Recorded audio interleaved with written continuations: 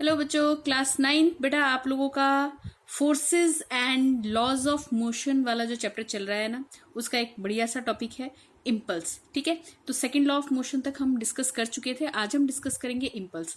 तो इम्पल्स को एक लाइन में याद रखो। इम्पल्स क्या होता है? ऐसा फोर्स जो कि किसी ऑब्जेक्ट पर बहुत थोड़ी देर के लिए रुके। जैसे आप क्रिकेट वगैरह खेलते होगे, नहीं खेलते तो भैया देखा तो होगा।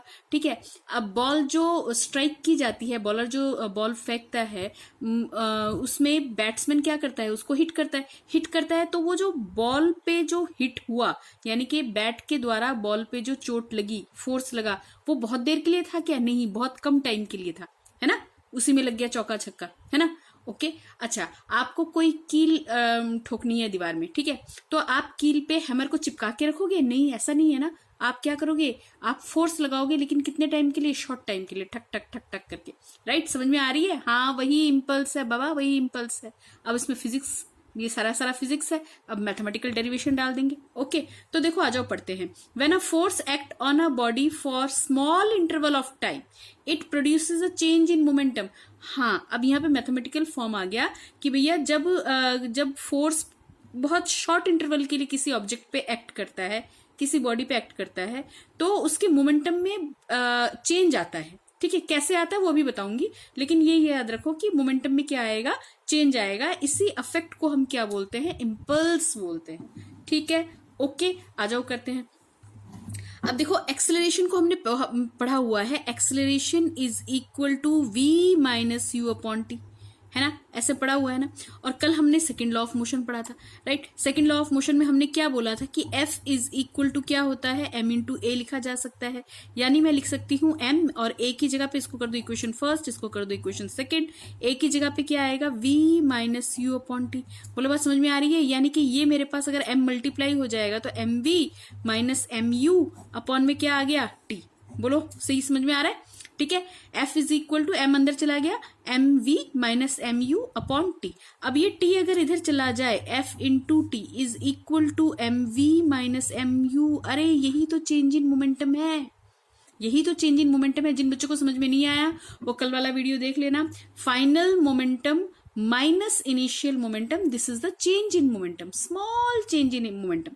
ठीक है, और ये किसके बराबर आया? Force applied on the body and time, वो टाइम जितने टाइम के लिए फोर्स लगा होगा, है ना, वो जितनी देर में बैट्समैन ने बॉल को हिट किया होगा, है ना, उतना टाइम और लगने वाला फोर्स। बात समझ में? तो ये F इंटू टी जो है ना बेटा, यही चीज क्या है? इम्पल्स। यही चीज क्या है? इम्पल्स। इम्पल्स को हम J से भी डिनोट करते हैं और बहुत सी बुक में I से भी डिनोट करके दिया गया है। ठीक है, तो इम्पल्स यहाँ पे हम अगर J लिखे तो J is equal to F into t. बोलो, बात समझ में आ रही है? यहां तक बात समझ में आई? ओके, ठीक है। अब देखो, इम्पल्स को यानी हम ऐसे भी डिफाइन कर सकते हैं कि impulse may be defined as the product of the force and the time for which the force acting on the body. Force का मल्टीप्लीकेशन किसके साथ? उस टाइम के लिए जितनी देर के लिए वो फोर्स उस बॉडी पे लगा होगा। ठीक है, impulse is equal to the total change in momentum, और ये मोमेंटम चेंज की इक्वल भी होता है। राइट, अब लास्ट क्या समझ लो, ये क्या है हमारे पास? Vector quantity. बेटा वैसे भी यहाँ पे हमारे पास फोर्स क्या है? Vector quantity. याद रखिएगा, वेक्टर क्वांटिटी जब स्केलर से मल्टीप्लाई होता है ना, जनरली वो क्या देता है? वेक्टर ही देता है। ठीक है, तो मैंने यहाँ पे डायरेक्शन नहीं लगा के दिखाया, बस ये देखना। अच्छा, डायरेक्शन क्या होगी इम्पल्स की? जो फोर्स की डायरेक्शन है वही डायरेक्शन किसकी होगी? इम्पल्स की भी होगी। ठीक है, अब ऐसा यूनिट बोलो, फोर्स की क्या होती है? न्यूटन। टाइम की क्या होती है? सेकंड। तो Newton second is the SI unit. कुछ एग्जाम्पल्स भी देख लो बच्चे। एग्जाम्पल्स में मैंने बिल्कुल सिंपल सिंपल एग्जाम्पल लिखा है। आपको डेली लाइफ में आप अपना दिमाग खोल के रखो, आंखें खोल के रखो, बहुत से एग्जाम्पल दिखेंगे।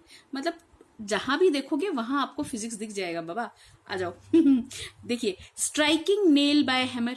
ठीक है, आप हथौड़े से किसी कील को दीवार में ठोकने की कोशिश कर रहे हो, तो फोर्स क्या उसके साथ चिपका के रखोगे हैमर को? नहीं नहीं नहीं नहीं। ठीक है, वो शॉर्ट टाइम के लिए फुल लगेगा फोर्स। ठीक है, striking nail by hammer, hitting of cricket ball by batsman and force applied by a karate player on a pile of a brick. भाई जब वो टाइल्स का उसके पास, या जो भी ईट का जो भी उसके पास एक ढेर सा दिया हुआ होता है, 3-4 ईट रखी हुई होती है, एक झटके में तोड़ता है ना, तो क्या वो हाथ को चिपका के रखता है? वो शॉर्ट टाइम के लिए लगने वाला फोर्स होता है। बात समझ में आ गई? इतना करके रखना। कल हम करेंगे Newton's third law of motion. Okay, bye bye, take care.